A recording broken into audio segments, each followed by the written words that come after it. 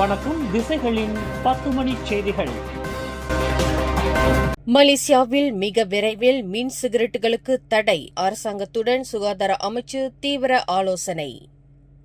நாடெங்கிலும் போதைப்பொருள் கலந்த வேப் திரவங்கள் பறிமுதல் செய்யப்பட்டுள்ள சம்பவங்கள் நாட்டில் வேப் எனப்படும் மின் சிகரெட்டின் பயன்பாட்டை தடை செய்வதற்கான காரணத்தை வலுப்படுத்தியுள்ளதாக சுகாதார அமைச்சர் ஜுல்கிஃப்லி அஹ்மத் தெரிவித்துள்ளார். கோலாலம்பூரில் உள்ள துன் ரசாக் எக்ஸ்சேஞ்ச் MRT நிலையத்தில் நடைபெற்ற புகைப்பிடித்தல் மற்றும் வேப் பயன்பாட்டிற்கு எதிரான விழிப்புணர்வு நிகழ்ச்சியை தொடக்கி வைத்து உரையாற்றிய அவர், கடந்த 4 மாதங்களில் இதுபோன்ற 402 சம்பவங்கள் பதிவாகியுள்ளதாக குறிப்பிட்டுள்ளார். மேலும் பென்சோடயாசிபின், நைமெட்டேசபம், MDMA, கெனாபினாய்ட்ஸ், டெட்ராஹைட்ரோ கெனாபினால், மெத்தாபெத்தமின் போன்ற ஆபத்தான செயற்கை போதைப் பொருட்கள் வேப் திரவங்களில் கண்டறியப்பட்டுள்ளன என்றும், குறிப்பாக சிறார்களிடையே இவற்றின் பயன்பாடு முற்றிலும் சட்டவிரோதமானது என்றும் அவர் எச்சரித்துள்ளார். இந்நிலையில் மின் சிகரெட்டிற்கு தடை விதிக்கும் விவகாரம் தற்போது அரசாங்கத்தின் பரிசீலனையில் இருப்பதாகவும், இந்த செயல்முறையில் சுகாதார அமைச்சும் பங்கேற்று வருவதாகவும் அவர் தெரிவித்துள்ளார்.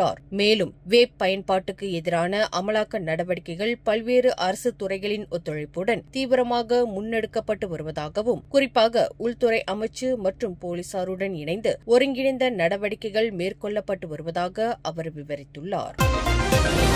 மலேசியர்களுக்கான மானிய டீசலின் விலை வரும் ஜூலை மாதம் முதல் நாடு முழுவதும் லிட்டருக்கு 2 ரிங்கெட் 10 காசுகள் என நிர்ணயிக்கப்பட்டுள்ளதாக அரசாங்கம் அறிவித்துள்ளது. இந்த நடவடிக்கையின் மூலம் டீசலுக்கு மானியம் வழங்கும் முறை நாடு முழுவதும் ஒருநிலைப்படுத்தப்படவுள்ளது. இதற்காக தற்போது நடைமுறையில் உள்ள RON 95 மானிய பெட்ரோலுக்கு பயன்படுத்தப்பட்டு வரும் மைகாட் அடிப்படையிலான அடையாள சரிபார்ப்பு முறை அறிமுகப்படுத்தப்படவுள்ளது. தற்போது சபா மற்றும் சரவாக் மாநிலங்களில் மானிய டீசல் லிட்டருக்கு 2 ரிங்கெட் 15 காசுகள் என்ற விலையில் விற்பனை செய்யப்படுகின்றது.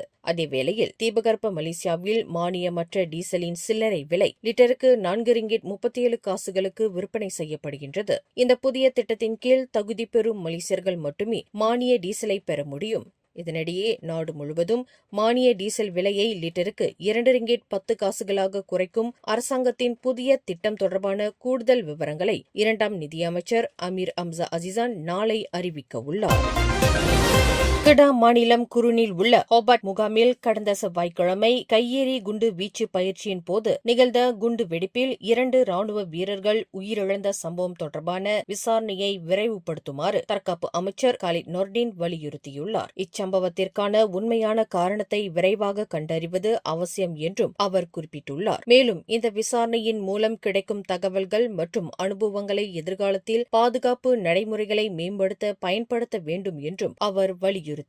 அதேவேளையில் இச்சம்பவம் மீண்டும் நடக்காமல் தடுக்க ராணுவ பயிற்சிகளில் பாதுகாப்பு தரைநிலைகளை மேலும் வலுப்படுத்த வேண்டிய அவசியம் இருப்பதையும் அவர் சுட்டிக்காட்டியுள்ளார். இதனிடையே விசாரணை நிறைவடையும் வரை கையெறி குண்டு தொடர்பான அனைத்து ராணுவ பயிற்சிகளும் தற்காலிகமாக நிறுத்தப்பட்டுள்ளதாகவும் காலித் நொர்டின் அறிவித்துள்ளார். ஜோஹர் மாநில அரசாங்கம் மக்களுக்கான பொறுப்புகளை நிறைவேற்ற தவறிவிட்டதாக அடிப்படை ஆதாரமின்றி எந்தவொரு தரப்பும் சித்தரிக்கக்கூடாது என அம்மாநில பட்டத்து இளவரசரும் இடைக்கால சுல்தானுமாகிய துங்கு மக்கோத்தா இஸ்மாயில் வலியுறுத்தியுள்ளார். மாநில ஆட்சியில் அமலுக்கு வரும் கொள்கைகள், திட்டங்கள் மற்றும் அனைத்து உத்தரவுகளும் வெறுமனே அறிவிப்பாக மட்டுமல்லாமல் நடைமுறையில் சரியாக அமல்படுத்தப்படுகிறதா என்பதை தாம் தொடர்ந்து கண்காணித்து வருவதாக அவர் தெரிவித்துள்ளார். மூவாரில் நடைபெற்ற மக்களுடனான சந்திப்பு நிகழ்ச்சி ஒன்றில் பேசிய அவர், அரசாங்கம் மக்களை சரியாக கவனிப்பதில்லை என யாரும் ஆதாரமற்ற கருத்துக்களை கூறக்கூடாது என்று வலியுறுத்தினார். மேலும் மாநில நிர்வாகத்தின் செயல்பாடுகளில் பிரச்சினைகள் தீர்க்கப்படாமல் இருந்தால் உடனடியாக ஜோஹர் இடைக்கால மந்திரி பசார் டத்தோஆன் அஃபீஸ் காசி மற்றும் மாநில அரசாங்கத்தின் தலைமை செயலாளரிடம் நேரடியாக விளக்கம் கேட்பதாகவும் துங்கு இஸ்மாயில் விவரித்துள்ளார். அதேவேளையில் தமக்கு வெறும் வாக்குறுதிகளோ கற்பனை கதைகளோ பிடிக்காது என்றும், செயல்படுத்தப்படாத கற்பனைகளோடு கூடிய தொலைநோக்கு பார்வை என்பது வெறும் மாயை மட்டுமே என்பதையும் அவர் சுட்டிக்காட்டியுள்ளார். 20,000 ரிங்கெட்டிற்கும் குறைவான நிதியுதவி கோரும் விண்ணப்பங்களுக்கு 24 மணி நேரத்திற்குள் ஒப்புதல் வழங்கும் இலக்கை தெக்குன் நேஷனல் நிர்ணயித்துள்ளது என்று தொழில் முனைவோர் மற்றும் கூட்டுறவு மேம்பாட்டுத்துறை அமைச்சர் ஸ்டீவன் சிம் சி கியோங் தெரிவித்துள்ளார். மார்டன் வாக் பகுதியில் இன்று நடைபெற்ற கார்னிவல் ஹெபாட்கான் பெர்னியாகான் மலேசியா நிகழ்வை நிறைவு செய்த பின்னர் செய்தியாளர்களிடம் பேசிய அவர், இந்த விரைவான ஒப்புதல் நடைமுறையானது குறு, சிறு மற்றும் நடுத்தர தொழில் நிறுவனங்கள் எனப்படும் MSME-க்கு செயல்பாட்டு மூலதனத்தை உடனடியாக பெற்றுத்தர உதவும் என்றும் அவர் குறிப்பிட்டுள்ளார். இந்த திட்டமானது அடுத்த 2 முதல் 3 மாதங்களுக்குள் அறிமுகப்படுத்தப்படும் என்றும் அவர் உறுதிப்படுத்தியுள்ளார்.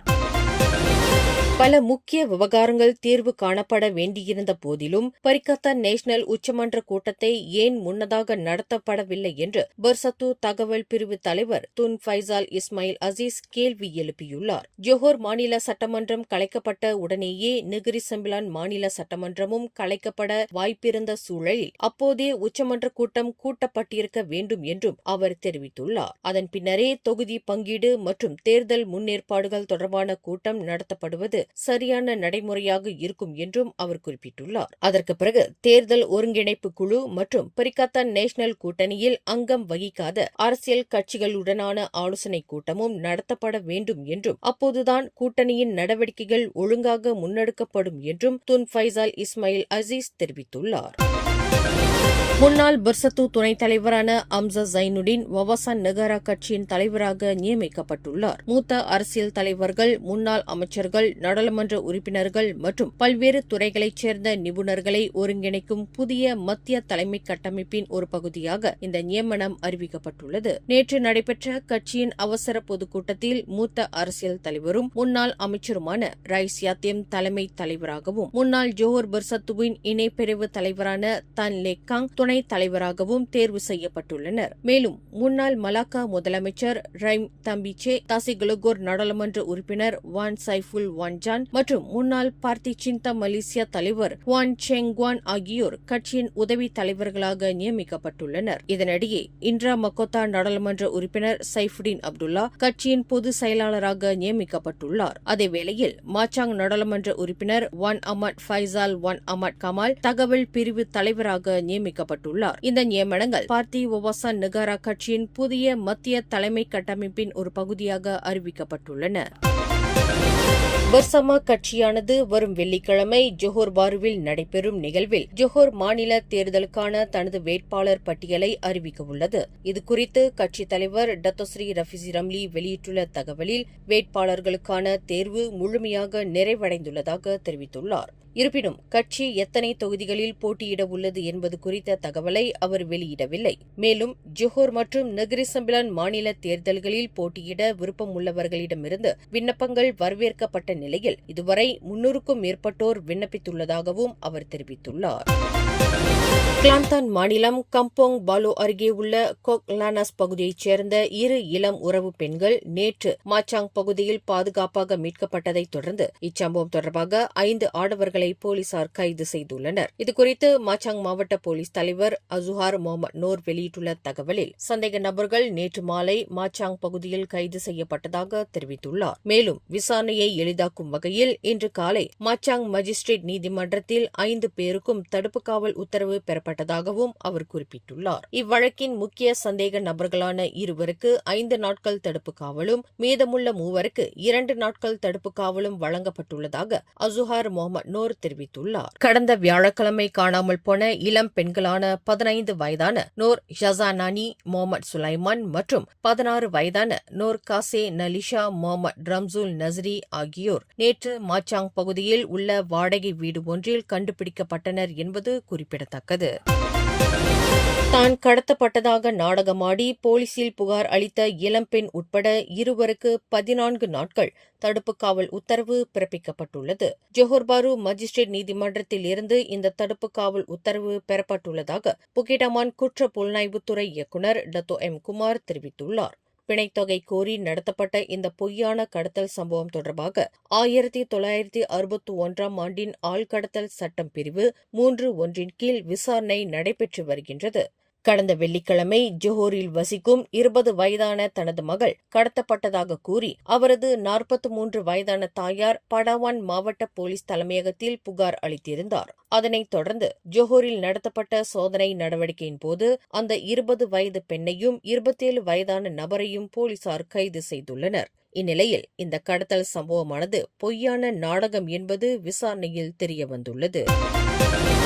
பேரா மாநிலம் ஈப்போவின் பெர்சாம் பகுதியில் கடந்த வெள்ளிக்கிழமை ஏற்பட்ட கடுமையான புயல் தாக்கத்தை தொடர்ந்து இதுவரை கிட்டத்தட்ட 500 போலீஸ் புகார்கள் பதிவு செய்யப்பட்டுள்ளன. இன்று காலை 8 மணி நிலவரப்படி புயல் தொடர்பாக மொத்தம் 492 புகார்கள் பெறப்பட்டுள்ளதாக ஈப்போ மாவட்ட போலீஸ் தலைவர் நஜீப் அம்சா தெரிவித்துள்ளார். மேலும் பாதிக்கப்பட்டவர்கள் போலீஸ் புகார் அளிப்பதற்கான காலக்கெடு எதுவும் நிர்ணயிக்கப்படவில்லை என்றும் அவர் குறிப்பிட்டுள்ளார். இதற்கிடையில் பாதிக்கப்பட்டவர்களின் வீடுகளில் திருட்டு அல்லது உடைத்து சென்று கொள்ளை சம்பவங்கள் நடைபெறுவதை தடுக்க பேரிடர் பாதுகாப்பு பகுதிக்குள் உள்ள 5 மண்டலங்கள் மூடப்பட்டு அப்பகுதிக்குள் நுழைவு மற்றும் வெளியேறும் நடவடிக்கைகளுக்கு கட்டுப்பாடுகள் விதிக்கப்பட்டுள்ளதாக அவர் தெரிவித்துள்ளார்.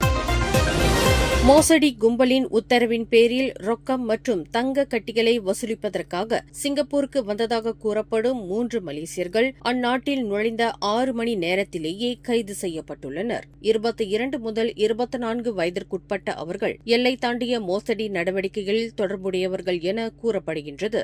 சிங்கப்பூர் போலீசார் அவர்களிடமிருந்து 20க்கும் மேற்பட்ட மோசடி வழக்குகளுடன் தொடர்புடையதாக கருதப்படும் 69 வங்கி அட்டைகளை பறிமுதல் செய்ததுடன் சுமார் 2 லட்சம் சிங்கப்பூர் டாலர்கள் ரொக்கமும் இந்த வழக்குடன் தொடர்புடையதாக கண்டறிந்துள்ளனர்.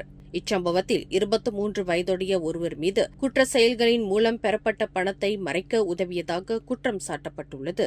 குற்றம் நிரூபிக்கப்பட்டால் அவருக்கு அதிகபட்சமாக 10 ஆண்டுகள் சிறை தண்டனை, 5 லட்சம் சிங்கப்பூர் டாலர்கள் வரை அபராதம் அல்லது இரண்டும் விதிக்கப்படலாம். மேலும் செய்திகளை தெரிந்து கொள்ள கீழே இருக்கும் பெல் பட்டனை அழுத்துங்கள். உங்கள் மகிழ்ச்சியை வெளிப்படுத்த லைக் மற்றும் ஷேர் செய்யுங்கள். தொடர்ந்து திசைகளோடு இணைந்திருக்க சப்ஸ்கிரைப் செய்யுங்கள்.